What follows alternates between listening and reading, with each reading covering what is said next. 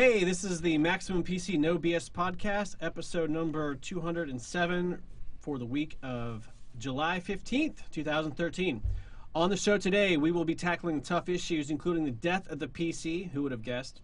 Surface RT 2.0 prepares to battle the iPad and the Android OS. AMD's FX-9000 CPU finally comes to market. Our new intern gets raked over the coals on his regarding his Canadian heritage.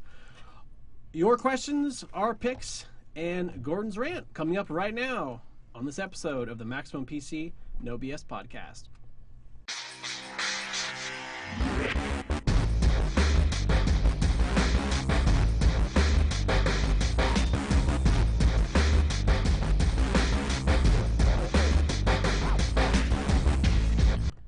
All right, thank you so much for listening. We've got a pretty full staff gathered around the podcast table today. Starting on my right is new intern Julian Reich. Hello. To his right, Associate Editor Tom McNamara. That's me. Continuing around the ground table here. Editor-in-Chief Katherine Stevenson. Hi. And, of course, Deputy Editor Gordon Mah Ung. It's actually Oval. Oval. Now, not present today are intern Chris Zella, and also there's not a room at the table for him. Plus, he's getting kind of cocky lately, so we decided we'd take him down a peg. He's in the broom closet right now. Doesn't he have his own little intern podcast split off? On Friday, he was like, I'm gonna come in late, 'cause I'm gonna go see Pacific Rim. It's like, and then he took Julian with him. Yeah, it was awesome. It's nice to have those type of intern life. And then also Jimmy Thang is still here, but he's in Comic-Con this week. So he will not be joining us today. All right, so before we jump in real quick, I have gone back to iTunes, and I have checked out the reviews. And got a pretty good mixture for you guys today. I'm going to hit this thing really, really quickly. So far, we're up to 431 reviews total, and that's awesome. Our total ranking is 4.5 stars out of 5, so thank you so much. If you'd like the show, and you're listening to it right now, obviously, and you have 2 minutes, and you want to help us out, please go to iTunes, leave us a review. It does help us out. Only if it's a good one, though. Yeah, only if it's a good one. We can write it for you. Just email us. I'm happy to send it to you. All right, so first up is from Nico J. Speak of the Devil. He says, gives us a 5-star review, and his review is titled, "You Better Appreciate This Review." And his review says, "I installed this piece of crap software called iTunes for Windows just to leave you guys a 5-star review. That's how much I love your podcast." So, Nico J., that's awesome. You took a hit for Nice. the team. Yeah, you took one for the team. We appreciate that very much. That's like you're on the grenade. You're taking the full impact. You know, but I think a lot of people don't realize is we get Windows, Microsoft, in the continuing war between Microsoft and Apple, they get back at Apple for iTunes with their version of Office for the Mac, which That's apparently true. is horrible. That's true. I haven't heard that. I've never tried it before. Yeah, it's a battle. All right, next up, Pete Holmes fan. Now, we looked up, this guy's name is Pete Holmes fan. We looked up Pete Holmes on IMDb, and he was like a C-list celebrity, so we were kind of confused. If that. Yeah, but he was recognizable, so he seems like a funny guy. But Pete Holmes fan gives us 5 stars in a review, and review's titled My Weekly Fix, and he writes, "I've been a Max PC subscriber since the boot days, and I just wanted to say what a great job you guys are doing. I'm temporarily working in a job that is repetitive and requires almost no thinking." He's, I guess he's a Apple genius. Or he works for the DMV. Requires no thinking, so it's refreshing to listen to people talking about things that interest me, which is PC-related news and reviews. Also, Gordon's rants are a particular high point. Keep up the fucking good work. So kudos to Gordon, and thank you so much, Pete Holmes fan. All right, so then the last one here is that you guys, regular listeners, know that I usually try to end it on a constructive criticism note. And luckily this time around we actually have some. So this is from iTunes. So this is a reader named Odd Noun. He writes a 1-star review, and he titles his review "Lost Quality, Unable to Recover." He writes, "When the people left the group and the group changed, I gave them a chance. The content was still there and Gordon was doing well. However, at this point, I can't listen any longer. There are too many technical issues happening, and it's obvious they do not listen to them before publishing. This is a high-profile podcast, and more is expected of them. I hope you can improve and be more regular with your levels and audio quality." So we appreciate that feedback, Odd Noun, and let me just give a shout to the Insula Gilliganis from our comments on our website. He always leaves very detailed feedback, and he had similar feedback on this last podcast that there's too much variation from podcast to podcast. So in terms of the audio quality, video quality, timing, all that stuff like that. So we hear you, and it is one of those things where we sort of, the podcast is very low down on the list of priorities for us. We also share the room with a bunch of other people doing podcasts. So every time we come in here, the audio is all different. We have to recalibrate everything, and sometimes we don't get it quite right. What did you say? Something about the audio. Can't hear him. But That's a joke. I can't hear it. Yeah, basically, yeah. There's the bottom line is that there's a million different reasons why these things could be varied, but I actually agree with Insula Gilliganus, which is that doesn't matter. We should still fix it. So we are going to try and fix it, and that's my responsibility. So I'll be sure to take on all that criticism in the future. But I will basically be the filter from now on, making sure everything's is good. So thanks for hanging in there. Thanks for your feedback. It's always appreciated. All right, let's get to the show. Now, first topic, Gordon.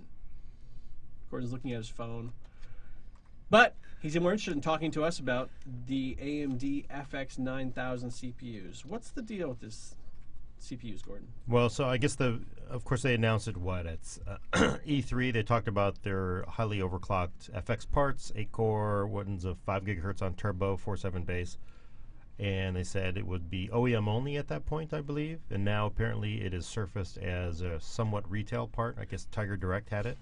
Here are the prices I'm looking at according to MaximumPC.com. So who knows if it's even full of shit or not. That site is really questionable. Tiger had the FX-9590 for $829 and the FX-9370 for $329. Oh. The 9590 is the 5 gigahertz asterisk part. This is the 200. Wait, what's the TDP on this CPU? It seems ridiculously high. I think there are 220 on these. 220, and then Haswell's what, 84? Yeah, that's a quad core part. This is an 8-core CPU, my friend. Yeah, with some shared resources. the high-end Intel parts are like 6-core, and they're like 150 watts, something like that. The 39, So 3760X, that's a 135, and the 3970X is a 150 part, technically. Yeah. I'm not really sure why they did that. I think Intel was being a little conservative on that 70X part. So maybe if that's scaled up to 8 cores and it was overclocked to 5 gigahertz, how much wattage do you think it'd be using? Well, actually, the 8-core Xeons are 150 TDP. So pretty high. Yeah, but also the 8-core Xeons are, they're topping out at, on turbo, 3.5, 3.6 maybe. So they're not pushing it that hard. Obviously, AMD is pushing this thing. They're clearly overclocked parts. They're, the very best of the FX parts. My theory, they're just binning them out. They're taking the very best ones, selling them as these parts. Chris and Julian were talking about this earlier, and I think other people were. Why would you charge $829 for this FX CPU that probably is not going to compete with Intel 6 cores? Like a 3930K will probably smack it pretty good. I'm just guessing, just based on benchmarks you've seen before with FX parts. $829 keeps the demand for it low, right? This is really just a bragging part only. They want to hey, we've got a 5 gigahertz 8-core CPU that we're going to price so expensive. We want to keep the demand low because we're not really binning that many of them out. It's kind of like the HD 7990, I think. It's almost like a symbolic launch. Right, for both of them. Right.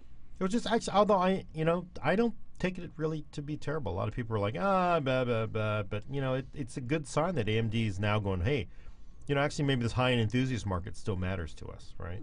Or do you think it's just that they happen to have these parts that can do, like it wasn't intentional? Yeah, I was sweeping up the warehouse and, hey, look!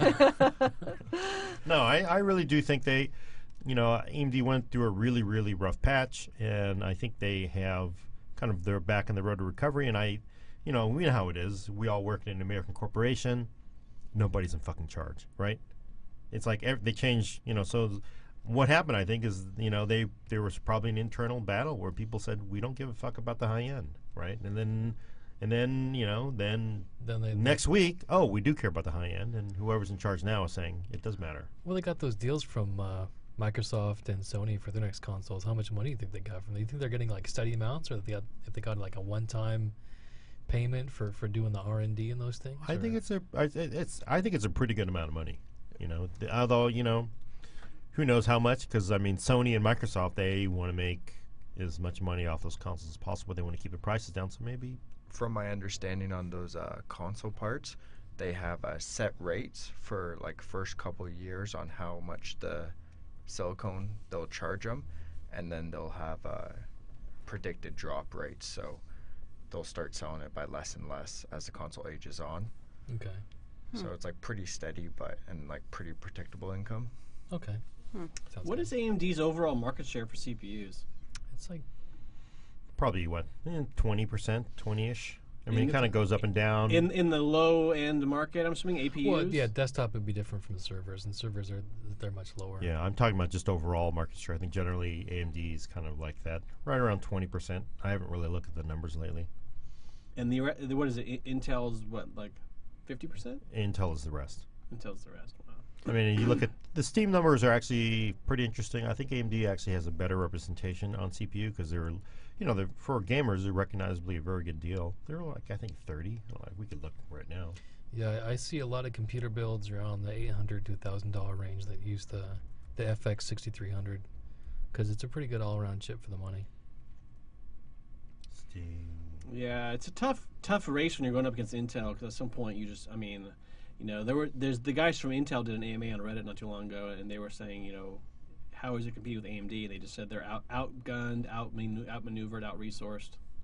Well, yeah, I mean, Intel's R&D budget, I think, is greater than AMD's entire annual revenue or something like that. Looking at it, so we know they're 26% on Steam.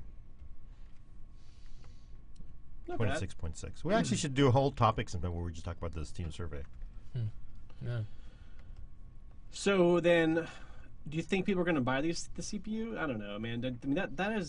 I mean, the TDP isn't not insurmountable, obviously, but I mean that's still kind of ridiculous. Well, there's other people who buy it now, like just the high-end Intel parts, $1,000 for the 6-core Sandy Bridge E-core parts. People buy those, so there will be people who buy these.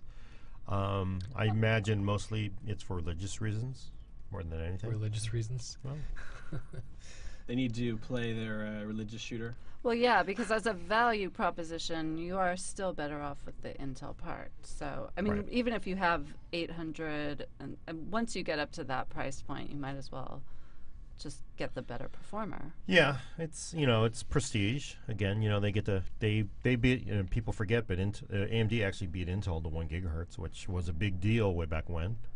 And getting to 5 gigahertz is a big deal symbolically. Yeah, we needed some pretty exotic hardware to get that. Was it? Are we talking about the Dream Machine? Intel will never get to 5 gigahertz. 4.999. Oh, now we go back Yeah. to 4. It takes some serious hardware to get their CPUs up that high. Yeah, the Ivy Bridge, man. That's it's like you live and die at 100 megahertz. Honestly though, I kind of wonder if they made a dual i3 part that was unlocked. I bet you could hit 5. I mean, I bet you could probably on turbo hit 5. Because it produces less heat because there's fewer cores, so it can scale higher. What do you? Yeah, I mean, because then they know, like, hey, you've only got 2 cores, so they don't have to deal with all the extra thermals. And traditionally, dual cores have run up higher, so unless there are issues getting the heat out of the die. But I think it's possible a dual could do it. Well, what the hell do I know? I fucking work here. I don't work at Intel.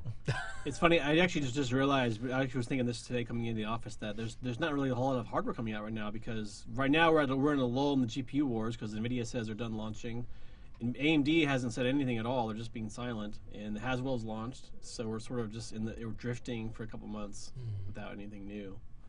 So what should we talk about then? all right. Speaking of which, Tom is going to actually lead us into our next subject, which is a very bright, happy subject. Yeah, Awesome. so Gartner is this market research firm, and it collects sales figures from a bunch of computer manufacturers like Dell and Lenovo and HP and Toshiba. And they said that for the 5th quarter in a row, PC sales were down by 10.9%. They went down for the 5 quarters in a row, and apparently this has never happened before in the history of their data collection, which I guess goes back like 20 years now. Like the worst the market has ever done in when it comes to selling PCs. Now, so the question is, how representative are these sales numbers of the entire PC selling market? Are the sales figures actually going down, or are sources no longer accurate? Or if the numbers are accurate, then what are the implications? Like, what are people buying instead? Are they buying anything else instead? Are they buying tablets? Are they just waiting longer between Yeah. purchases? Yeah. I mean, you can buy a tablet nowadays for like $150, $200, and it's not very good, but it's a lot cheaper than like a $500 to $1,000 laptop, and you can just put in like a Bluetooth keyboard, or maybe even plug it in through USB, and you'll have sort of a basic computer with a small screen, but it's highly portable. You know. Gets you on Facebook.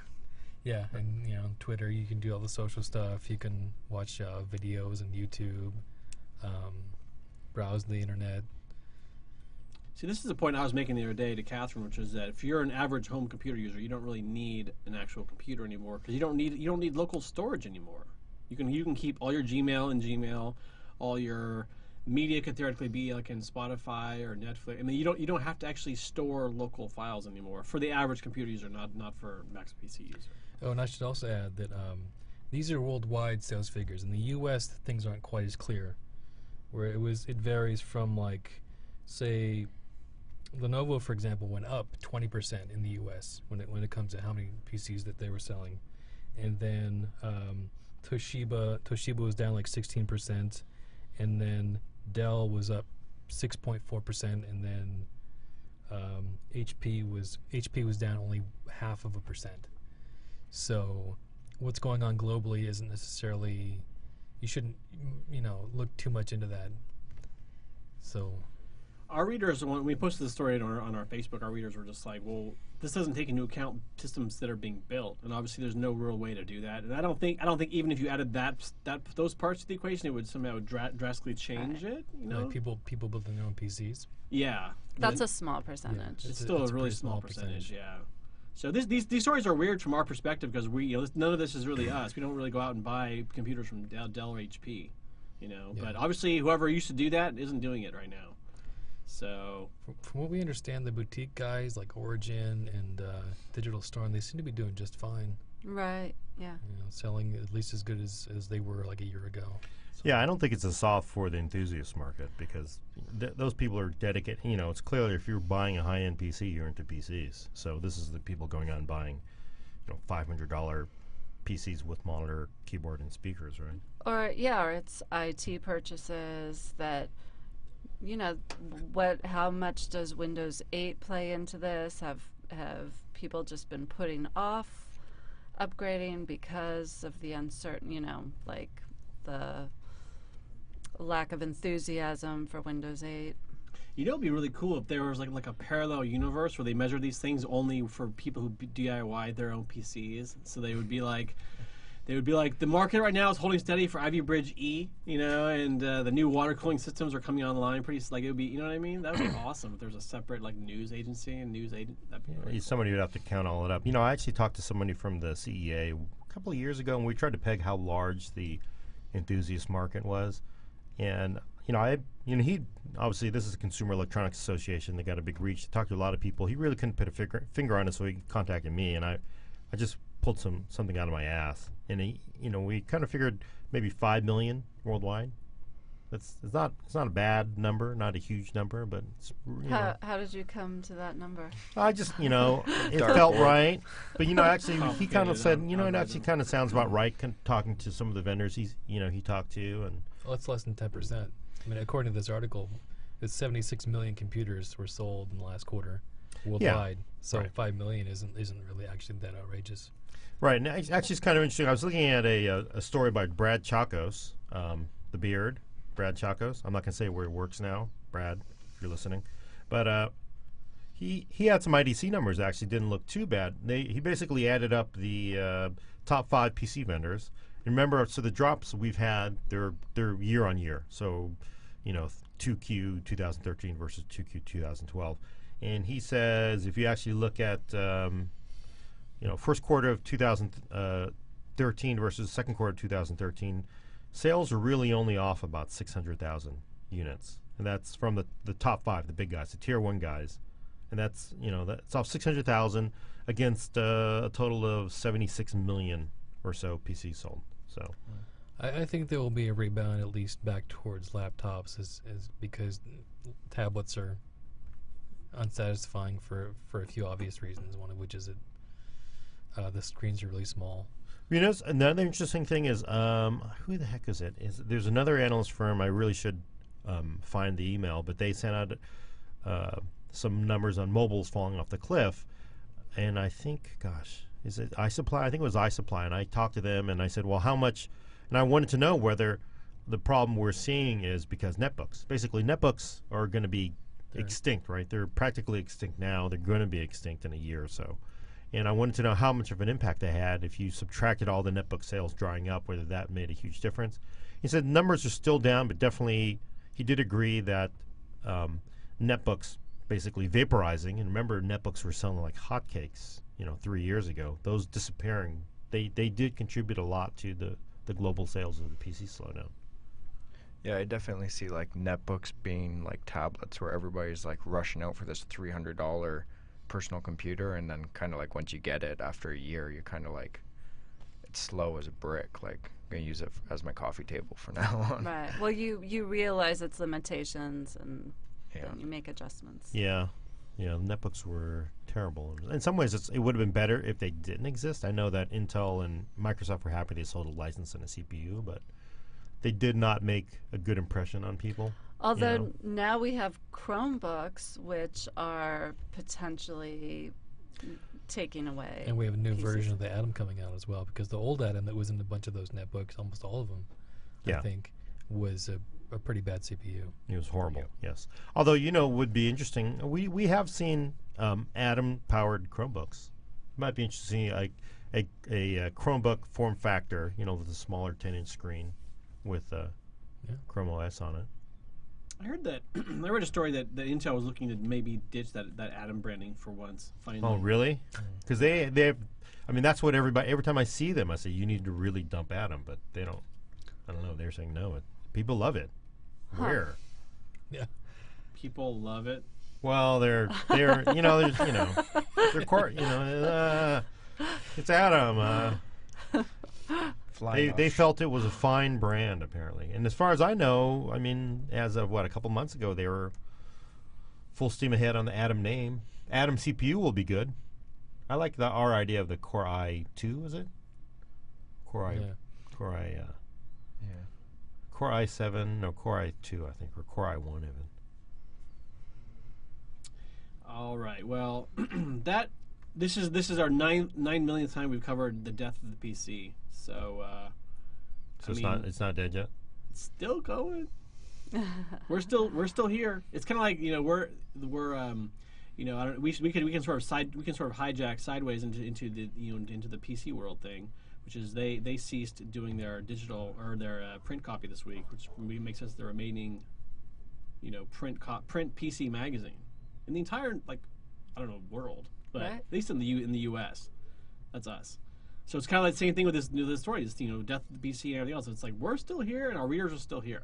So they remain as pumped about everything as we are, and nothing has really ever really changed in terms of the market, and so it's been really interesting to see all these other ones kind of drift away and everything else change, and people who weren't that hardcore maybe navigate to a laptop or to a tablet, wherever, but the hardcore are still with their desktops.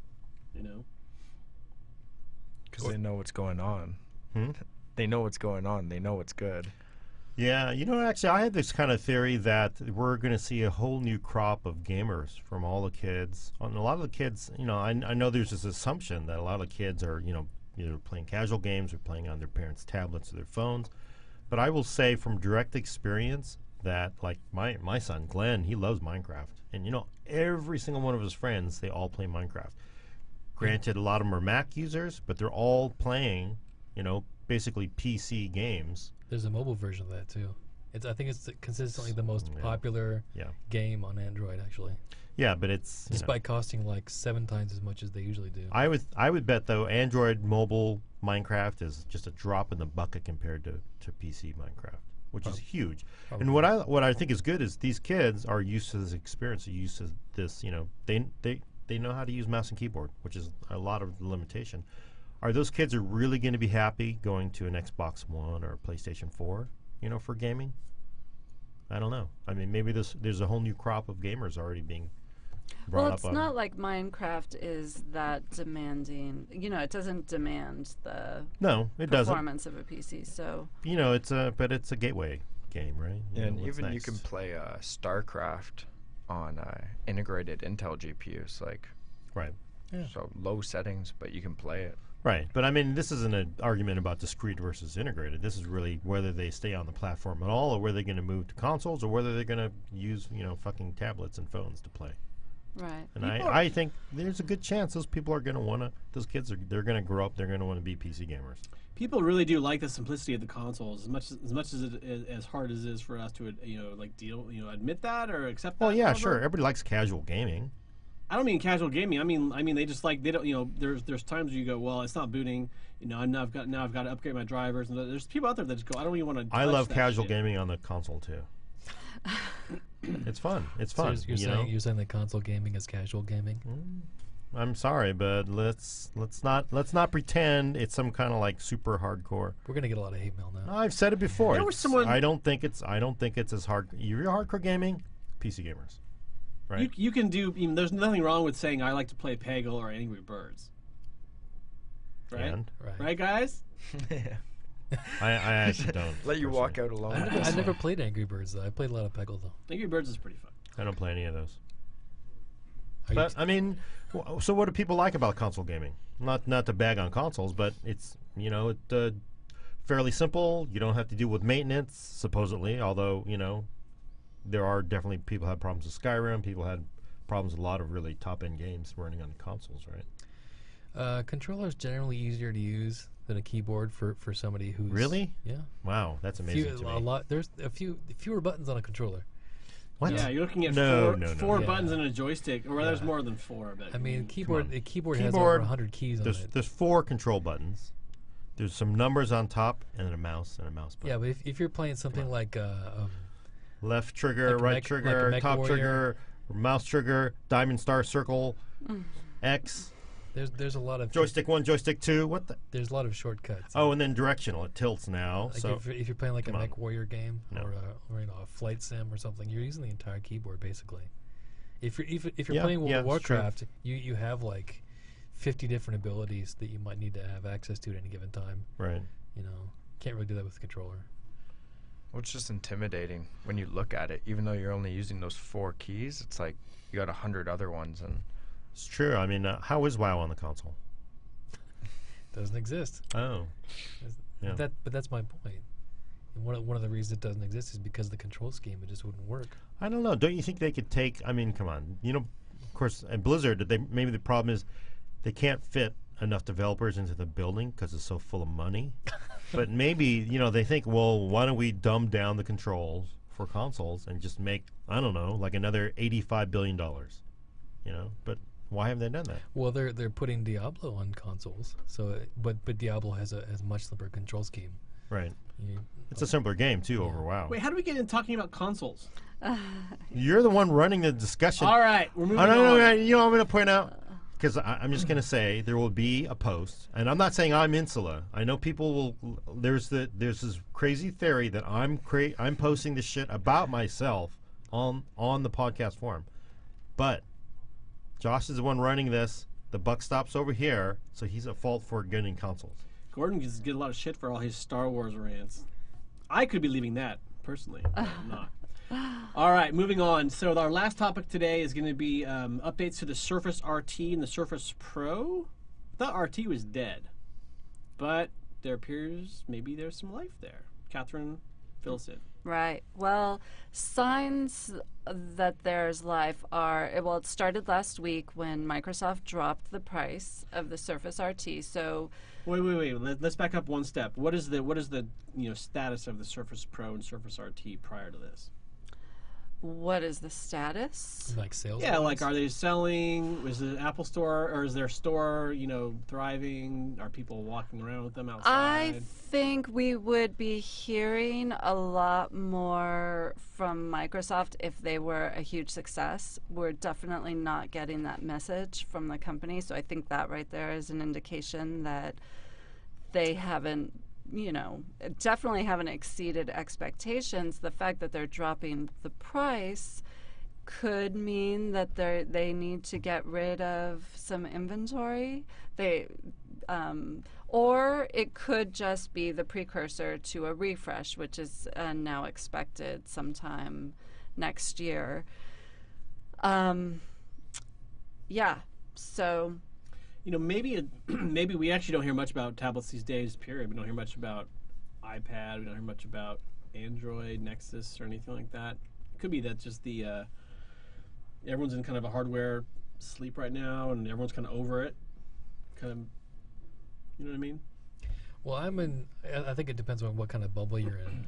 Like I use an Android phone, and I like finding different like apps and whatnot. I like different versions. This is a tablet, though. I know, but I'm saying when it comes, if you're using Android a lot, then you'll be in the Android bubble. If you're using Mac products a lot, you'll be in the iPad bubble. But are you talking about big announcements about tablets, or maybe this, like, the party's over, Because remember, that's what all we used to talk about was tablets, right? And everyone's like, and then it was kind of like this iPad ramp up, and then Android sort of came in. Now Microsoft's like, hey everyone, here's ours, and then like, we're kind of like, yeah, cool. tablet fatigue? Yeah, tablet fatigue. Well, the other problem is that the Surface Pro costs like $1,000 and up, and then the RT doesn't run x86. Yeah. So those are kind of problems. All right, sorry to interrupt you. Go ahead, Catherine. Well, so with it, with the price being cut, it's led to a lot of speculation. There was question for a while whether there would even be a refresh to RT, because it was sort of assumed that it wasn't wildly successful. It's just sort of like, it's hard to even identify the need for a Surface RT, especially when it was at the price it was at. So now, so the price is coming down to $350. Does that make it a more enticing product? Rumors are that apparently there's a slide that says, there was a Microsoft slide that shows an RT refresh. So now there's speculation about, well, what would that look like? I don't know. Josh mentioned to me that the rumors were that it wouldn't even be an ARM processor, that they would actually switch to an x86 processor, the new Atom, which is supposed to be much better. I'm not sure if that's actually true, because I've read something that more pertains to a rumored Surface Mini, which would have the Atom, which is distinct from the Surface RT, and that would be like a 7 to 8 inch tablet. So I don't know. Microsoft is potentially even expanding the number of products that it offers, or it's kind of all up in the air. We have yet to see what actually happens, but for now, like, I would be surprised. I'd be surprised if they refreshed with, the Surface RT with an ARM processor, just because I don't see a real need for that product. What do you guys think? Yeah, we have an RT here in the office, and I'm sure one day it's going to be behind a cube of glass. Yeah, with the Newton, I think. We've not been fighting over the RT. Like, when can I use it? I'll Rochambeau you for it. I'll wrestle you for it. If Windows 8 would have been more successful, you could have theoretically sort of given the RT aspect of it maybe a slight pass and been like, well, I've got all my apps on my store, and the sort of ecosystem thing might have worked, but none of that really worked. And then Windows 8 kind of pissed everyone off. So then, like, it's sort of Surface RT itself is kind of a funny product, man, to look back at.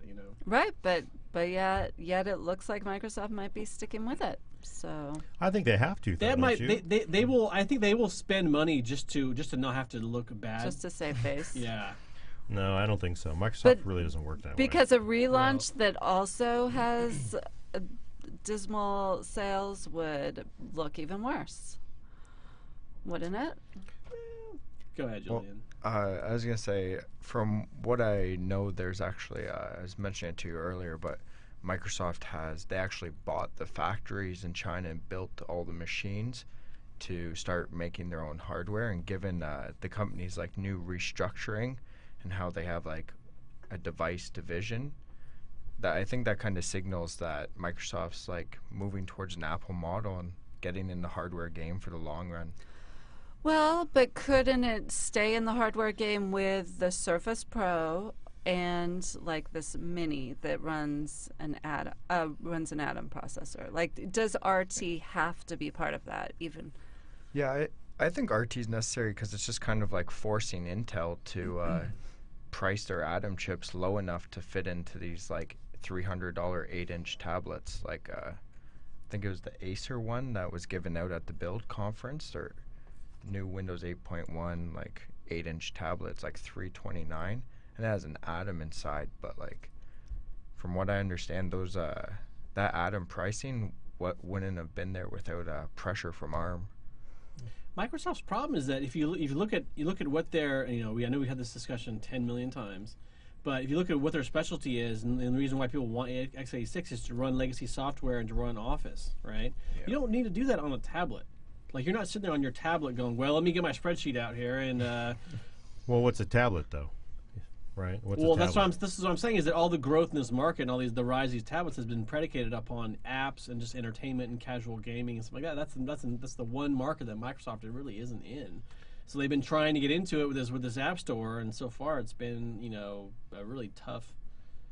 It's been a tough start for them. Well, with the RT, they have this thing that looks like Windows, but isn't, because Windows is so intrinsically x86. It has this long legacy of apps or applications, programs that are x86 by default, and you don't even think about it.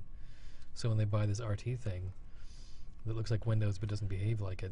Well, it's very possible that RT might go into the dustbin of history, but that still leaves Surface and Surface Pro and Surface Mini, which are also, the Surface Pro didn't exactly get a good welcome at either. It kind of got a mixed, yeah, it's not bad, but it's heavy, hot, runs hot. I mean, I've never seen one in the wild before. Not that I really. Not the one I put into Catherine's drawer, just 25 minutes or. When you put it away because you said it was too heavy. I decided not to mess with it. No, I don't know. I think it's, talk about Julian's point about, is that confirmed that they actually bought those factories? Is it a rumor? Just No, it confirmed. But to me, like Microsoft making hardware, is that because because they see this future where they're going to end up forcing on all their partners? Yeah, that's got to create a serious problem for other. I mean, they have partners, and Apple can do whatever they want because they don't really have partners like that. Yeah, well, that's how they've always worked. But I mean, right. There's a reason why HP, Acer, and everybody pushing Chromebooks now, because they're sort of like saying, they need an out. Everybody's looking for an out just in case. Yeah. That's why I think very much RT and ARM, that's an out, because they don't know. Frankly, they don't know. In 5 years, if you were planning things out for Microsoft, Intel could collapse in on its own weight if the PC market seriously went into regression, right? They need an out. And maybe the future is about ARM. I think it's very much going to be x86. I think it's going to be about performance and, but still, if, it's your money, you're going to want some kind of out, and why not give people an ARM option? So. Yeah, when you hear about companies like HP saying we're going to look at Android, that's a pretty direct, slap in the face to Microsoft.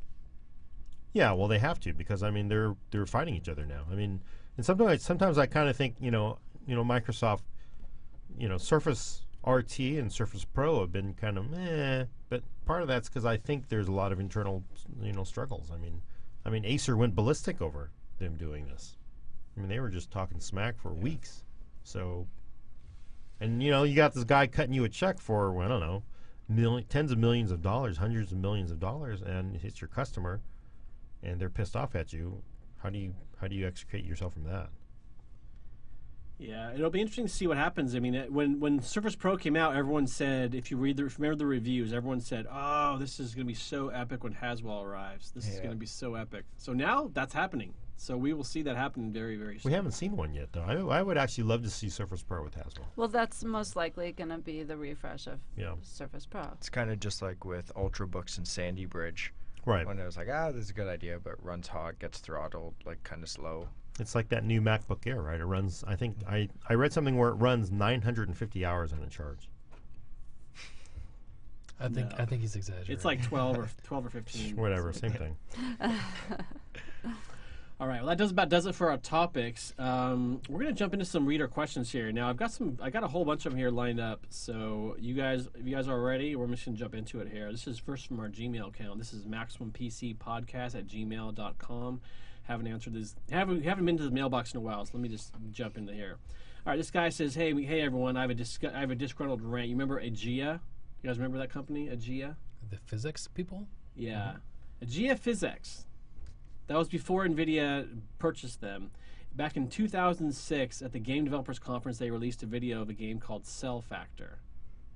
Remember that? Right, yeah. Yeah. It's awesome. Yeah, it was like a It was grid. a demo. Yeah, it was a demo. It was like this, it was like a Tron-like grid with just cubes of stuff flying all over the place.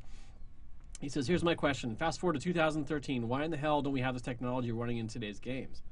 Why is it the best we see is some added particles in Borderlands 2? I shoot and I kill a bandit. Oh, and look over there at the green puddle of fucking pudding on the ground. Slightly moves as I walk through it.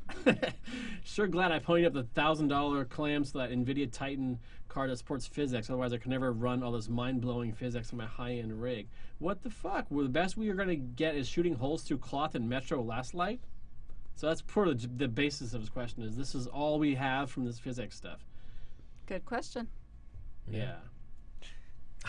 I feel the same way. It's like, Yeah, we had a reader ask Well. us. We had a reader email us like maybe a month ago and asked this question for our comment section, saying, "Should I invest in a card for physics? NVIDIA or AMD?" And I just said like, I played Borderlands 2, and the physics there are pretty awesome. But aside from that one game, I cannot think of a single game where you really see physics, implemented well. And yeah, the fact that it's been this long and this is all we've gotten, it's pretty ridiculous. I mean, I remember back when Hardware T&L was released, and they were like, "Oh yeah, this is going to be better AI. Now we're going to be freeing the GPU up to do more calculations for AI." I mean, this industry's always been full of just ridiculous marketing claims. Maybe physics is one of them. I think primarily the problem with physics is, Gia, they couldn't get developer support, and then NVIDIA snapped them up, and rather than making it an open standard and open API that everybody could use, they decided to make it something proprietary to NVIDIA cards. Would have been much better if they just went bankrupt and open sourced their stuff. So does the developer have to pay money to use physics, or No, but certainly if you're a developer and you're like, I'm going to make a game that, oh, by the way, doesn't run on all of Intel and all of ATI parts out there, so you playing on your NVIDIA cards, you're getting this fantastic game experience, then have to deal with support from these people who aren't getting it. So are you going to go all in and do something really awesome that only runs on X amount of market share? And then all the people with AMD cards send you hate mail. Yeah, it's I like- mean, or and you got a problem And there. that's like what 35-40% of the market is AMD GPUs. Well, probably between Intel and AMD, they're probably 60%. I mean, honestly, Intel is probably 60% of the market. So Yeah, 60, 65. Yeah, we're right there with you, Dan. So we don't have an answer for you. although what's interesting though, NVIDIA, the day they announced the PS4, you remember that NVIDIA put out a press release saying that physics would be supported on the PlayStation 4. Which uses an AMD GPU. Right. The plot thickens. Yeah, that was pretty interesting. So I'm guessing it sounds to me like they're just going to open physics up. I mean, that's if they're going to let Sony do it, then maybe they'll let somebody else do it too. There was the same thing with the Frostbite 3 engine too. There was AMD was saying the Frostbite 3 was exclusive to AMD, but then there was another correction release came out saying no, this actually will include support for NVIDIA cards and physics and everything too. It's always funny how they like to do that. Yeah. Let's overstate what actual support we're going to get in this. Yeah. All right. Thanks for the question, Dan, Angry Gamer. Wait, is this Dan? Yeah, it's Dan. All right. He just says Angry Gamer at the bottom here. All right. Let's go to the next one.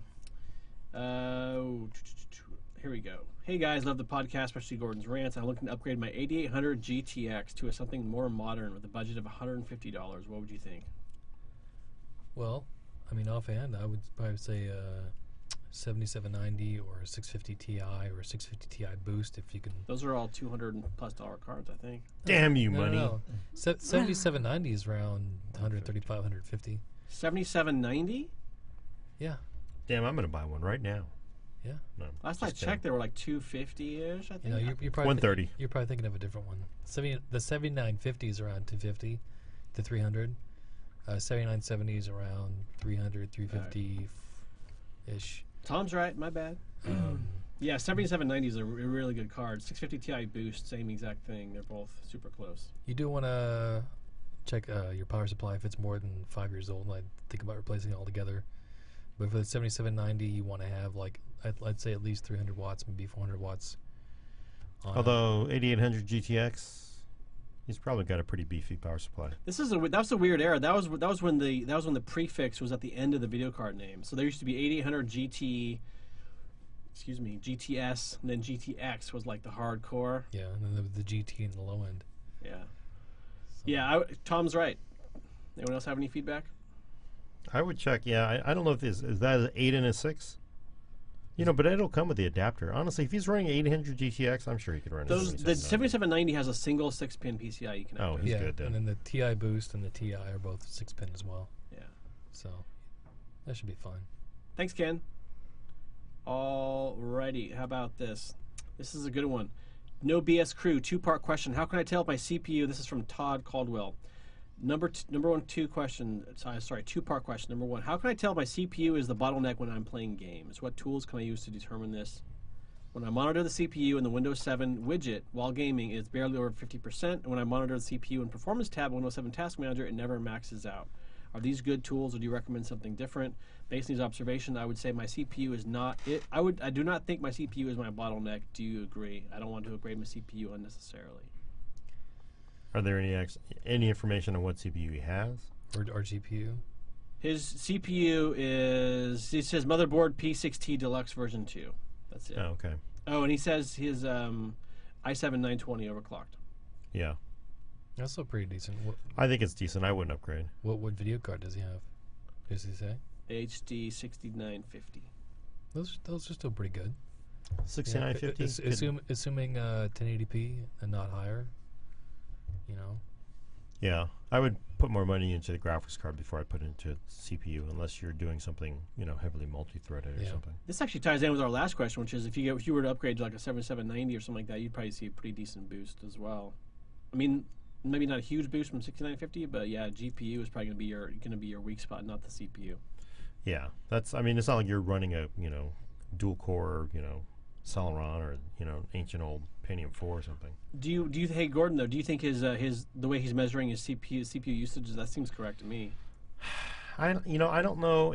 I've never actually looked at the load in the task manager to see whether in like an old POS system whether the CPU is running 100% or not. I mean, I don't think clearly I've ever seen a CPU running 100%. I mean, that seems like a really rare. It's unlikely. I mean, he's got a good quad core with hyperthreading. It's overclocked.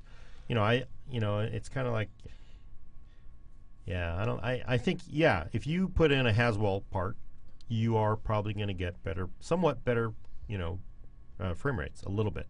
But also the fact that you are running, a 69 whatever it is, that's going to hold you back more than going from your 920 to a Haswell. Yeah, the i7 920 is still quite respectable. There are some 6950s that have 1 gigabyte of video RAM. I would recommend upgrading from those, but I think most of them are 2 gigs, and that's fine. His second question sort of leads into that one. It says, my next upgrade should be to improve on my AMD HD 6950 since I'm gaming 95% of the time.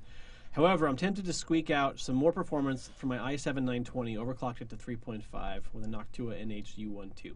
Does a closed-loop water cooler system like the Corsair H100i sound like a worthwhile cooling upgrade? Do you think I could get to 4 gigahertz with the H100i, or do you recommend something else? I would say that sounds like a fun project, but ultimately not something you're going to be, that money would be better off spent with like a GPU probably. Yeah, because those things are like $100. Yeah, I mean you're talking about a Noctua NH-U12, and you're already overclocked to 3.5. Getting a new cooler and overclocking it, maybe if you're lucky you can overclock it. Maybe that's like kind of a risky risky investment. Yeah. Although the nice thing is he can repurpose the cooler if he decides to move it forward, right? So if he gets an H100 or whatever that Do supports. you mean like regift it at the holidays? Yeah. Hey, the thermal paste didn't come in the box. But, no, really, I think it's something he can move on to the next machine, which is nice. But yeah, Right, but if he was going to make one purchase, the GPU is probably... right, and then definitely going from 3.5 to 4 gigahertz, it's definitely better to put in your GPU, especially if he's 95% gamer. What do you think, Julian? Oh, definitely in the GPU. It's like CPU, very, very rarely have I ever dropped frame rates because of it. And it's just like, especially when you can get like a 770 or 760, and like they're pretty good priced, and I just spring for one of those or wait for the Radeon refresh. Yeah, if you're gaming 95% of the time here, like you said, you're gonna want to just. I mean, I would just put all the money you can into your GPU. CPUs. I mean, you have a fast enough CPU that should not be a problem. So I actually on my system at home, I've got an Ivy Bridge, and I actually downclocked it because I was having some weird issues, and I wanted to make sure that was removed from my performance. And then now the issues have been resolved, and I've been too lazy to reboot it, go back into BIOS, and I really can't even tell a difference. No, from a 3.5 to 4.4, I really can't tell a difference at all. Yeah, it depends on what you're playing, but yeah, for the most part, the GPU is going to be the determinant. Although this would be a good, fun summer intern project. Let's take. We definitely have a 930, board processor sitting around here. We should do a 930, or even something a little bit older. Put a Titan on it, and then or a 780, and then take a Haswell, put a Titan on it, and play at actually realistic 1080p frame rates, and see what the difference is. Yeah, we should check your desk. You have all kinds of old stuff over there. No, it's in the lab. Gordon's desk is kind of like a museum all by itself.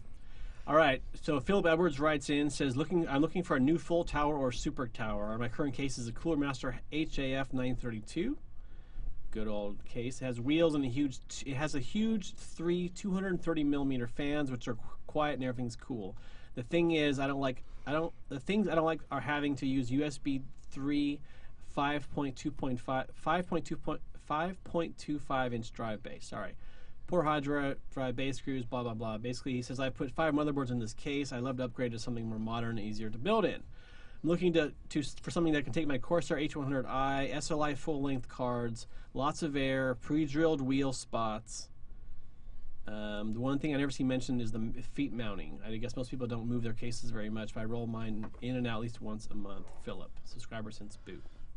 That's a tough call because the feet one are kind of like that kind of throws curve into it. Yeah. Right. Actually, it just occurred to me like, oh, there are cases that actually come with the only one I remember is the I bought the original Cosmos that had holes in the bottom and it had casters in the box that were not attached. You could add them if you wanted to. They're definitely out. Rollers are definitely out these days.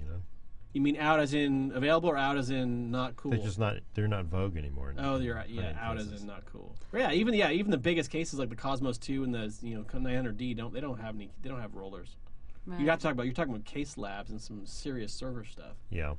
But they are handy, especially if you're, going to be working on your machine a lot and you have to pull it out of. Well, a buddy of mine bought this is back a couple years ago. A friend of mine bought this just a little teeny piece of plastic wood. Basically, it's the equivalent of a skateboard at IKEA that you just put your PC on top of. And that lets you roll it all over the place. But generally speaking, what kind of cases should we recommend this guy take a look at? I don't know. Yeah, we have to Google it really quickly here while we're looking. 932 is a good sized case, but nothing like today's super cases, which Josh I think doesn't believe exist. But yeah, you could get a Cosmos 2 or a 900D or even an 800D, which is the older version of the 900D. And those are huge cases. There's also the Fractal Design. Here it is. XL R2. Sorry, I found a little. Sorry, I'm interrupting you. Go ahead.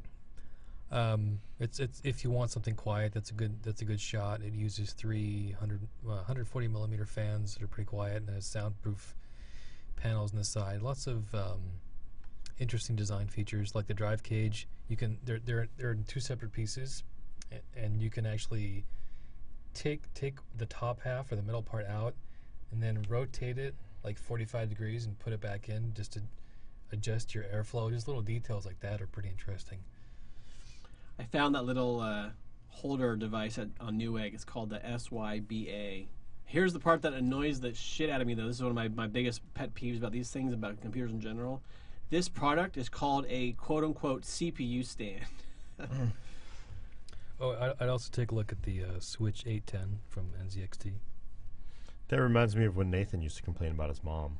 She'd be like, I've got a problem with the CPU, son. Nathan's Yeah. like, well, what's the, is it an i7 920? Are you overclocking it? What's wrong with it?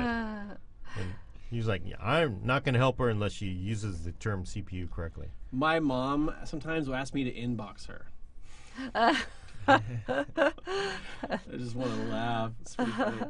I'd have to Google it to find out which cases accept casters like that. Off the top of my head, I honestly don't know. I mean, 900D obviously are big, 800D. They're pretty excessive compared to it. Tom's suggestions were all really good. The NZXT stuff. I mean, Cosmos. Yeah, the casters one. So you could get, if you get a normal ATX case on Newegg, there's all kinds of these stands that have the casters attached to them. That's if you want to put your case into a stand. I'm not sure if that would ruin your aesthetic or not. So it's not just like a flat surface. It's like you put your case into this thing? Right. So it's shaped like a little U with wheels. I just showed it to you. Now I lost it. Yeah, it's nice. You just it's like a, I don't know. Oh, okay. That's not too obtrusive. Yeah, it looks like a little It miniature. just slides it on there and rolls it around the house. And Yeah. That might mess with your cooling though if you're trying to take in cool air from the bottom. Is that Cube Cooler Master case? Is that a full tower or is that a mid tower? it's full ATX. The 540. But is it like a full tower size? Because it's also No, a full tower. it's just a normal ATX size, so it's not that tall, but it's just really wide because it's kind of like double wide. You have a wheels option for it. Yeah, I don't know. All right, I'm gonna actually be moving on to the next question unless you have some final. Okay. All right, I'm gonna jump real quick to Twitter and try and get some stuff here. Kazarigan asks, how much fun has it been trying to support friends and family stuck with Windows 8? How in the world do you cope? I actually have not been able. I haven't had to support anyone that I know with Windows 8 at all. Yeah, the friends and family that I know are still on Windows 7 for the most part. Yeah, I don't know anyone who actually uses it. My parents actually got stuck with Windows 8, had to buy a new PC, and they got a laptop. And I just unpinned everything, put in a Chrome shortcut, like a big-ass tile, and then had it link back to desktop mode. And it's like anything they do is just in the internet browser, like email and Facebook, and maybe a Google search if they're feeling vigilant that day. So you're protecting them from it. Yeah, and like push the button if you want to turn it off. Like push the button and press. Most computer technicians know the trick where you either delete the Internet Explorer shortcut or you somehow rename it. You rename the Chrome one to Internet Explorer or some sort Change of the icon. Yeah, change the icons. You kind of do a workaround because otherwise they're like, "What happened to the internet?" It's kind of funny. But yeah, I know Gordon said his wife came into him the other night and she was asking him how to shut his Windows 8 computer off. She couldn't turn it off. Yeah, she woke me up. It was like 2 o'clock in the fucking morning, right? It's like, how much of a fucking failure is that? That people cannot turn off. And then to have to describe it. Did you like lazy, like half awake mumble? Okay, on the right hand side there's the charms bar. And now on the charms bar. Just open the charms bar. Right, exactly. What How do you the hell's open the charms it? Yeah, bar? she would have stabbed me to death. I mean, Did you draw on your pillow? Did you swipe on your pillow? Okay, so He doesn't have a I touch don't have a screen. touch screen. So, Nobody does. so Oh, that damn. makes it even more. ouch. I started using Windows 8 here at work, and it's been fine. And I actually had a situation at home where I wanted to upgrade. I was ready to upgrade. I was on the cusp, and I had to sit there and just think about it and do this whole weigh out a list of things in my head or even on paper, like pros and cons. Is it, and I just sat there and when I rationally looked at it, and I just thought it's not worth it. I mean, there's literally the gains that I'll get from it. The main benefit that I see are when you click restart on a Windows 8 PC, it restarts almost immediately. I mean, there's none of this 10-second bullshit. Programs are still open, blah blah blah. It just boom, immediately restarts and it boots really fast. I mean, I'm still surprised how fast it boots. That's the main improvement for me. And losing, I don't know. It just wasn't quite enough for me to do it. In the middle of my OS running perfectly. So whenever my OS has some issues or I need to reinstall, for sure I'll do Windows 8, but that's not going to be, for a while. Alrighty, here we go. This is an open-ended one. Let's try to be quick here. Logan says, "Be futurist. What's on the horizon for PC enthusiasts? Titan is here. 4K is here. PCIe SSDs are here. What else is coming that's exciting?" I think we talked about that last time, right? Ivy Bridge E, exciting, very exciting parts. Sounds like it. And then there's some Haswell parts coming out. Yeah, I would say. I mean, you're talking about stuff that's a year and a half away from here, Logan. I mean, Titan is here. Yeah, for sure. Titan's here. Ivy Bridge E will be. But you said 2 months, you're saying 3 4K. months. 4K is here. Yeah, 4K is. I mean, we're not even really past. We haven't even conquered 2560 yet. So I mean, 4K. Yeah, it's sort of here in the sense that, you know, Pacific Rim just opened on Friday, but it's not like it's here. It's not here for the common folk. Yes. Right. I mean, do we even have video? I mean, like, there's people just today, as we recorded, so have made. PC Gamer did an article today called "What You Need to Run 4K." You're talking about. If you even think you're going to run Metro in these games at 4K, like, are you hot? You must be hot. Yeah, I don't think there's any single GPU card that can handle gaming at that resolution that I know. Not even the Titan. Why not just run more than one? Yeah, you would need multiple Titans. I mean, you're talking about ridiculous amounts of money, and that's what we're all about too. That's going to be awesome, you know. But that's not exactly here. This is all 2 years from now, almost. Wait, you can get You think- 4K panels right now. What do you mean, like affordable Right. or what? What the Yeah, hell? affordable, number one, and number two is like games you can actually play on it. I mean, right now you can go out and buy a GTX 780 for $650. Hook it up to a there was the Dell U2711 was on sale last week for $499 shipped. Yeah. You could pop that puppy in, put in Far Cry 3, and play at 30 frames a second. That's doable. This 4K stuff is like, yeah, it's awesome, but I mean. Well, I think he's looking for actually exciting stuff, not just to be a fucking downer. Well, yeah. Yeah. Well, yeah, we're aware of these things' existence. PCIe SSDs, they're also here in the sense that they're kind of in the same boat. Like, they're on the glimmering horizon. They're not quite here. We're not going to see native PCIe SATA until Broadwell, which is like, that's 2015. It's a ways off. We're going to be stuck with, this is my downer report. We're going to be stuck with SATA 6 all of 2014. On the bright side, though, we might see the Radeon 9000 series before the end of the year. And that's supposed to be based on a whole new core architecture. I guess it'll be graphics core next, because that's what the reason right now is GCNN. Yeah, or GCN squared, something like that. Yeah, well, what Logan's talking about here is sort of these paradigm shifts. Excuse the phrase. I mean, Titan was definitely sort of on that line, and 4K is also, as well as PCIe SSD. In terms of along those lines, I mean. Well, I think now that we're going with the new generation of consoles, the visual fidelity in PCs will start picking up. So we'll be seeing some more interesting looking games, I think. Well, I mean, this stuff is all kind of the same, and we're still using a keyboard, we're still using a mouse, we're still looking at a monitor, we're still playing the games, and they look pretty similar. I mean, things like Oculus Rift and the whatever Valve's working on in terms of wearable computing and stuff like that. It's all in Google Glass and blah blah blah. All those things are sort of converging into one weird direction in the future where we're in some sort of bubble, like suspended. I gotta say, I haven't tried Oculus Rift, but I don't think I've run into anybody who said it wasn't amazing. Yeah. So I think that could be a really big deal for I PC. want to wear a Google Glass and Oculus Rift at the same time. Right. People are saying wearable computing is the future and everything, and I know a lot of us like to sort of look at that and just laugh and be like, bullshit. I want my mouse, my keyboard, and I don't want to be into a hyperbaric chamber or anything like that. Like, I want to just sort of sit in my house, or so. But it does, and that's also because a lot of all the previous stuff are 3D have been sort of so, but kind of gimmicky. I don't think we've yet to see an actual, killer app, so to speak. Yeah. Yeah. All right, let's jump over real quick to Facebook. Now we have to get kind of moving here, guys. We're getting short on time. All right, so this is Jim Kitchen says, could you please begin a regular quarterly suggested build of a micro ATX machine? Not everybody wants a 75-pound tower. Thank you in advance. Wait for the next issue. Yeah. Yeah. The laptop one.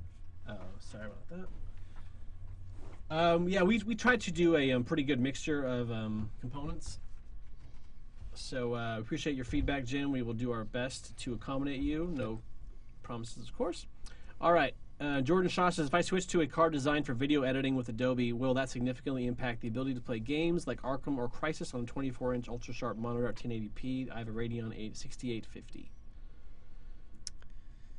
Probably. Wait. What's the question again? Rhea? Yeah. If I switch to a card designed for video editing with Adobe, will that significantly impact the ability to play games like Arkham or Crysis on a 24-inch monitor? Yes. No.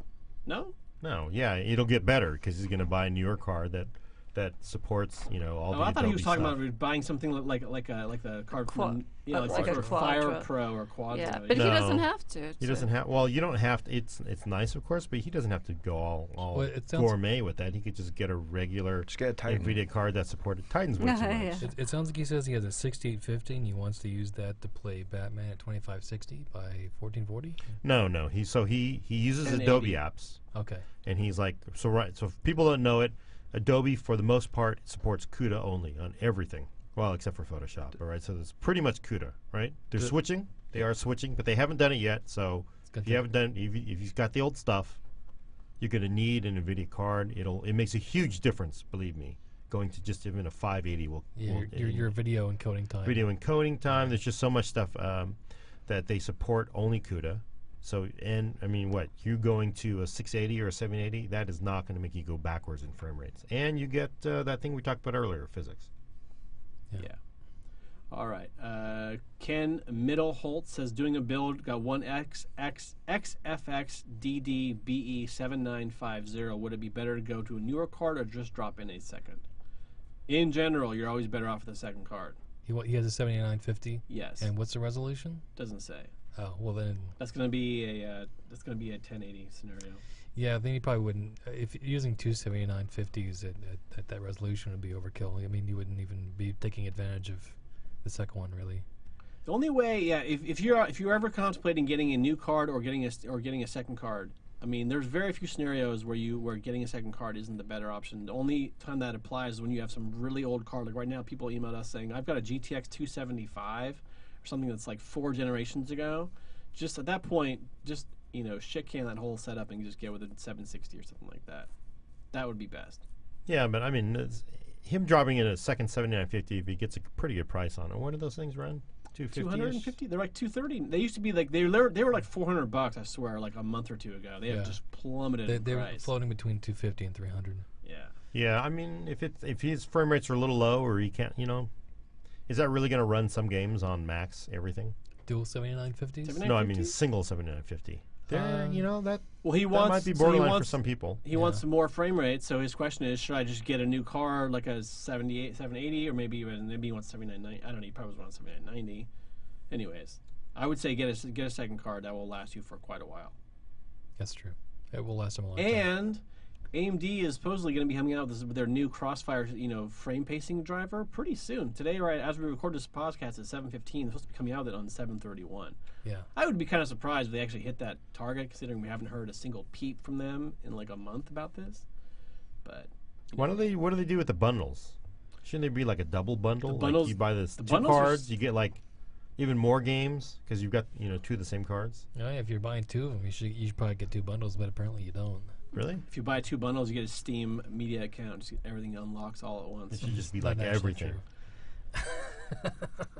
All right. Why does Steam hate everyone's bank accounts? Peter Lugo asks. Their sales so far has actually been kind of ho-hum. I think the reaction so far seems to be about mixed. Kind of like, eh. They've had some decent sales on a few items here and there. But still, it's funny because I talked to some other people here who are obviously they work for the console magazines, and we were talking about how much you spend and how much does the average console buyer spend in games. But every single fucking console game is $60. Yeah. So there's a lot of really really greatly the prices on Steam games are pretty awesome. You see the article that EA is going to be raising their prices on their next-gen console games? What? And the actual article said it was going to be $80 American. Well, the funny thing is that this happens like a month after they said, yeah, we're getting rid of the online pass. You don't need to spend another $10, $15. You buy your used EA game, but then you have to buy the online pass. We're doing away with that now. Yeah. And then a month later, oh yeah, we're going to charge about $10, $15 more for our new games coming out for the next consoles. What was their reason? It's unclear. It's unclear what the price will be, but the article I read, remember saying yes, Mike, EA did confirm we are charging more. Did they say, well, why? Just Someone asked on our Facebook why, and I made a sarcastic comment that the games require more pixels now. But I don't know. I mean, I'm sure they're just going to say, yeah, bigger development budgets, and since we can't do our DRM anymore. I don't know. I mean, they can charge whatever they want. I mean, this is EA. You're talking about Battlefield 4 and FIFA and Exclusive licenses for NFL, Call of Duty, NHL, NASCAR. Well, it's actually interesting if you think back to like 2006 when the old consoles launched, and games were like $69.99, like $70. But then, like since then, like 6 years with inflation, maybe that's what it comes out with. Maybe that's how they're coming out with the new name, with the new price. I don't remember them being $70. Damn. Really? I don't remember. I just got burned. Maybe it's Canada. Back in the Oh, well, that's why. That was about $35 in the US. back in the Super Nintendo and N64 days, games did cost like a lot of money, like $70-$80 for those things. Yeah. I don't remember them being that pricey. Yeah. Well, we were PC people, so we never got gouged for that kind of money. Keith Murrow asks, who in the hell, all caps, who in the hell let the interns have their own podcast? Julian is our intern. He's on the podcast. Hello. Tell us about that. Who let you have your own podcast? We actually kidnapped the producer of Future and convinced him. No, Chris Zeal and PC Gamer interns and all of them got together and thought about coming up with a podcast just discussing kind of random stuff that doesn't really fit with the specific magazines and kind of outside of the content focus. So got together and want to just talk about that. So hopefully you like it. If not, do leave us feedback because we're trying really hard to make it good. So I guess the answer is they just sort of gave it to themselves. We snuck away. Yeah, I think they just sort of took it upon themselves. I think the impetus was PC Gamer right now has it's like an intern bomb went off in their work area. They have like 5 interns. It's totally Right. ridiculous. They need something to do. Yeah. Do their interns have interns now? Yeah, exactly. Let's see here. There's a bunch of questions about upgrading. These are all pretty good questions, and we're getting kind of close here. Which NVIDIA card should I get for a graphic design computer? 760, okay, we just answered this question. Is GTX Titan enough for 60 FPS on the latest games? It's 1040p ultra settings. Yes. 60 frames per second. That's close. I don't think at 1080p. No, 1440. Oh, 1440. Probably. Yeah. That's from Denny. This is from Denny Garcia in Mexico, our buddy Denny. Hey, Chris Ghostic asks, is there an aspect... So to answer your question, Denny, very, very close. I think it's pretty close. Looking at my benchmarks right away, that's going to be really close. I would say do it. Chris Ghostic asks, is there an aspect of PC World you feel it is lacking or holding the rest back? An aspect of PC World? Is there an aspect of the PC World you feel it is lacking or holding the rest back? Yeah, SATA ports is a big... That's a big part, problem. And I also feel like too, like the CPU thing or the GPU thing is annoying because we basically have these. It seems like they've been trying to make these GPU coolers smaller, but there's no one's putting add-in cards into motherboards anymore. You have all that space down below there that's not being used, and obviously no one's going to make a 4. It'd be pretty awesome to see someone with a 4-slot cooler on their GPU, but why not? I'd try it. Like, we have these, think about how big the CPU cooler is, right? And the CPU cooler's TDP is what, 77 TDP watts, 84 for Haswell. And GPUs, like a GTX 770 Lightning from MSI is 260, normal GTX 770 is 230 watts. Yeah, I'm using a 3-slot 680 at home right now, and it's ridiculously quiet and cool, even though the clock speeds are so high. And that's because the heatsink and the fans can be so large. So I think that that's one of the things where we used to have add-in cards down there, sound cards and all that. And that's those days are kind of over with. Ethernet cards. So, and yet people are still trying to do 2-slot coolers and not even really 3-slot, just 2-slot. Because they think anyways. So that kind of, I wouldn't say that's a limitation holding everything back, but I think it would be nice if they would just be able to make those coolers different or bigger or liquid or external or something. That putting all that power into that small little area seems to me like a major problem. All right. When is your last print edition, or did it already stop? I think you have the wrong magazine. Yeah, what the Din. His name is Din Kovald. And, all right, you know what? Let's just jump into, that's pretty much all the questions we have. Sorry for the ones we didn't get to. Let's get into our editor picks. Why don't you go ahead and start it off, Julian? I'm undecided yet. Julian shows up for his first podcast. and just- Okay, what I've one thing I would pick is the IO Safe, the N2 that we're currently testing. It's like a fireproof, waterproof, external hard drive enclosure, like good for like 30 feet for 3 days, and in 1500-degree fire, it still is pretty crazy and blows my mind. Have you put it through these tests? Not yet. We're still working on fire permits. Yeah, that's a cool thing. The IO Safe. It's it's like a rated hard drive enclosure that's fireproof, waterproof. It's pretty impressive. Tom?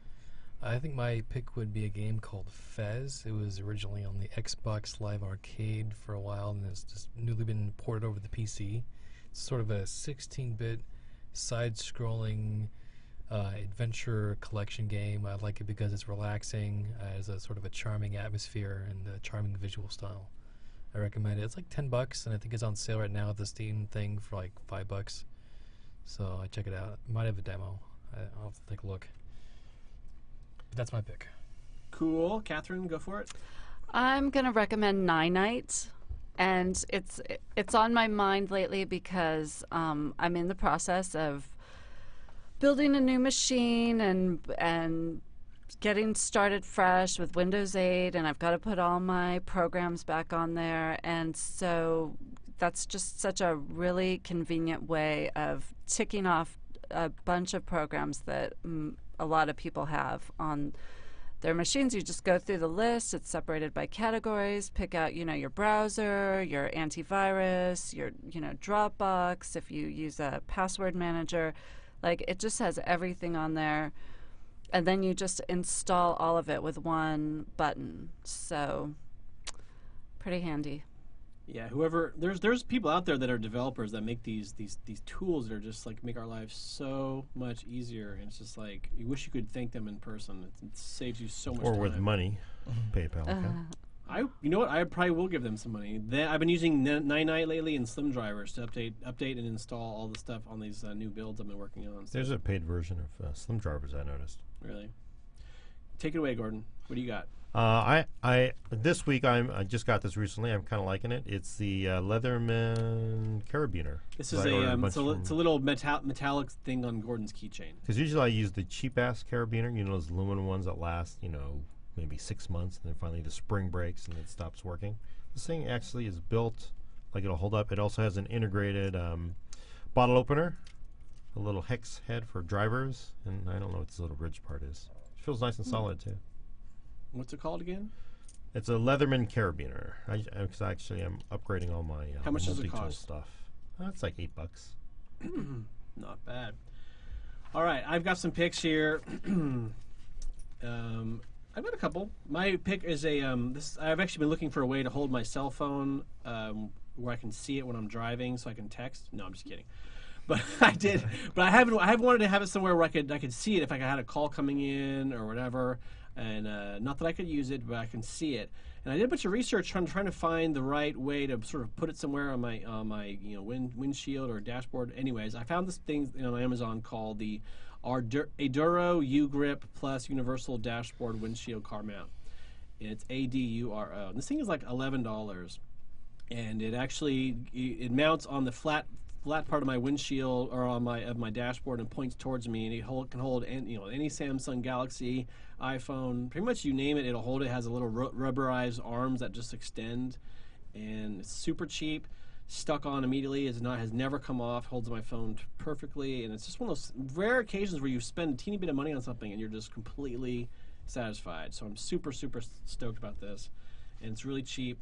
So check that out. And then one other thing I wanted to mention too is that I've just dropped Google Drive from my daily regimen because it kept failing to sync. So I finally told Google Drive to go do what to itself, and I've gone full-time Dropbox now. So No, what? that's what my do you other mean? recommendation is Dropbox, because so far it's been super reliable. And Google Drive just was not Do what totally to itself? unreliable. You know what's weird too is that on my home PC I moved all my contents out of my Google Drive folder into an actual local storage and said screw you Google Drive. And then here at work, when I open that folder, it still shows all that content. It still has not synced. For some reason, syncing just ended. Like someone at Google just punched a button and just said fuck that guy, and then made my account no longer safe. Somebody listened to the podcast, maybe. Goddamn annoying. So I'm going all time Dropbox. All right, it is time, Gordon. Let's get ready. Now it's time for Gordon Mah Ung's Rant of the Week. Well, that's impossible. Well, you want to know what else is really pissing me off about this damn company? Holy shit. Oh, why don't we call this collaboration? This is it. This is collaboration. Well, I was on a bulletin board in 1985. Wasn't that collaboration? Okay, I know a lot of people know about my side job. I'm writing scripts. I'm inspired by Gary Whitta, the Mac trader to PC gaming. But so I'm writing the script now based on, it's going to be a new TV show, and it's going to have John McAfee and Peter Norton, and they're going to be detectives, and they go out and they solve crimes. Well, they're computer crimes. I'm making this up. Is this a rant? What's going on here? Have you seen John McAfee's That was Josh's pick of the week. his I know, but it's hilarious. Don't you want? I want more John McAfee now. Yes, it's He's pretty brilliant cool. performance But I art. want him and Peter Norton in a TV show solving mysteries. It's like Simon and Simon, or one of the classic kind of 1980s detective shows. Because I think Peter Norton, I've never met the man, but he looks kind of He'd be stuck up like with those shirts and the tie and shit. He'd be the Him straight and John man, McAfee, right? that would be, yeah, he'd be the straight guy. Peter Norton be the straight guy. And Peter Norton is like living on an island too. He sold that shit off to whatever, Semantic a long time ago. But John McAfee and Peter Norton, that would just be a fucking awesome TV show. Well, they apparently have pretty deep pockets to do all the investigations, so. Well, yeah, I mean, Yeah. and somebody suggested that maybe they could have Bill Gates. He could be like Charlie, like Angels or something. But I kind of like both of them just being these like freelance, detectives going out and solving stuff. I wonder if those guys have even paid any attention at all. Like I'm sure their chops, quote unquote, are just like must be so unbelievably. They probably haven't even looked at an OS in 5-10 years. I mean, you're talking rich, never have to work again ever for the last 20 years. So you don't think they use a computer? Shit. They use computers. They're not going to be. I mean, McAfee said in that video, he said something like. He said something like, "I sold this company 15 years ago, and I don't even know." He's like, he doesn't even know what they even have done to his software. I believe that, Yeah, but it's that probably- they haven't used a Yeah. computer. No, I'm I not don't- saying he hasn't used a computer. I'm saying he hasn't kept up his chops in terms of technical ability because he doesn't have any reason to. So you think his crimes fighting skills? Right, maybe. that guy's been doing like lines of coke out in the Bahamas and stuff. That's why he doesn't know. But I mean, just he's still a badass. He doesn't have the money Yeah, anymore. I think you're walking the razor's edge here. You're gonna log into your computer tomorrow, and it's gonna. Just, McAfee's always been a Everything's gonna piece be of shit. gone. Always. That's never changed. Never. That's what makes it so interesting. Norton, though, we got a ton of shit in our last AV roundup because Norton got a 10, right? Yeah, Norton got a yeah. 10, and then we posted the review online, and sure enough, everyone was just like, "How dare you? If you're a real technician, you would have known that." Blah blah blah. Look, we are like we're not in the field technicians. Josh, but you can do this for me. Go ahead. We're not in the field technicians, but Paul Lilly's the one who reviewed it. He reviewed it because we heard it was pretty decent, and in his test, it actually was like the best out of all of them. And we kind of call him as we see him. Yeah, and I will. And let me point this out that I think when Paul first, because Paul's been doing our AV roundups for a while now. Paul came back, first roundup he did. I think you remember he recommended. He says, "Yeah, Norton is like that's my pick." And we're like, "What the fuck are you smoking?" Right? So I actually called up Semantic. They sent over some keys. I installed it, and it was like, because everybody remembered Norton just being the biggest pile of shit, right? But I swear to God, that's like thinking 7 years ago. It really has turned around.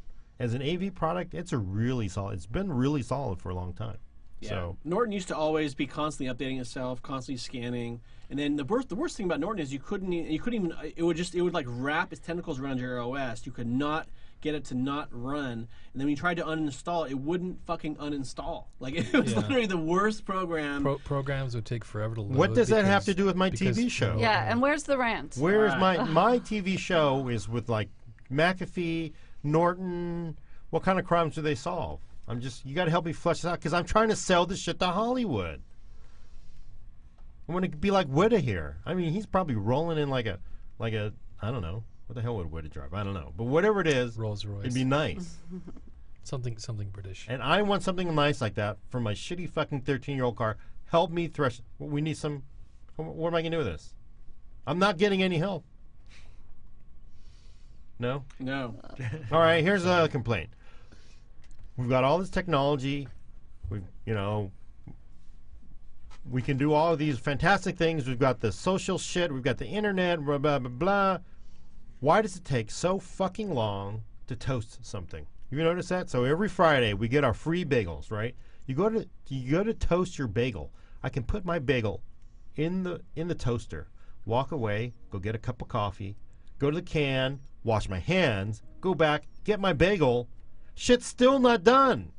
What setting are you using on the toaster? Like, What? Are you sure it's not set to On like, 6. I set it on 6. You got it because you got to toast the damn bagel, right? I'm just saying it takes like fucking 10 minutes to toast a bagel. Why don't they have like a laser toaster? You put it in the fucking machine, hits it with the lasers. It's like it's done. You're not going to hear this, Gordon, but Adam Carolla ranted about this like 2 years ago. Same thing. We've had all the technology. I but don't even listen to Adam For some Carolla. reason, How would I know? toasters, technology is still the same. The hot coil, and every fucking time you try to put your bagel in, it pops up the first time. You look at it and you go, oh, it's not quite what I want. Let me put it down one more time. You put it down. And then it burns. Someone walks up to you, hey, what's going on? Hey, not much. Da, da, da. You turn around and fucking burn every single time. Right. Every fucking time. Why is a toaster so fucking dumb, right? Why doesn't it know that you just toasted it, so the temperature is now at 80%, right? So now, like, I don't want to toast it again for another 5 fucking minutes. I just like, okay, just a few. I don't know. I mean, maybe it should like fucking put some internet. Somebody should put some internet in these fucking toasters. Your smartphone will let you know and set it. Just put the cram temperature. that internet in there. It needs a temperature sensor, I think. That would definitely. No, help. it needs the internet. It needs connectivity, right? This could work. It could be a Wi-Fi connected toaster to make the perfect fucking toasted bagel. Wireless toaster. Yeah, it would be nice to have some. It'd be nice to have that shit fixed once and for all. It's never been fixed. It's a hard knock life. Have you ever had your browser have to restart, and then it restarts and you have, this is my own personal mini rant, it restarts and you've got your 10 million tabs already open that you just had open, and suddenly audio starts playing from one of them. You have no idea. I thought this was for Gordon's rant. You have to go through tab by tab by tab by tab to find out which one is playing the audio. Oh And my one God. of them is porn. Yeah. Wait, is that what just happened to you? Is that why we're hearing this music? No, I'm trying to add some drama. Drama.